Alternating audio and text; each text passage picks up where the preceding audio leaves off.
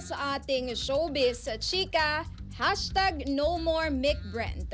Pero Will ka ang agad na umingay sa social media. Ito ay matapos ang pag-ugong ng usapan online na ginamit umano ni Mika Salamanca si Brent Manalo.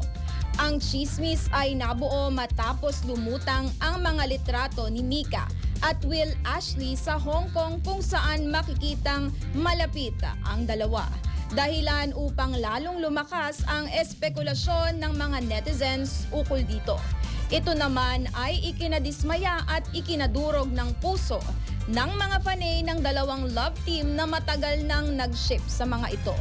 Samantala, tikom at wala namang pahayag si Will at Mika tungkol sa spekulasyon.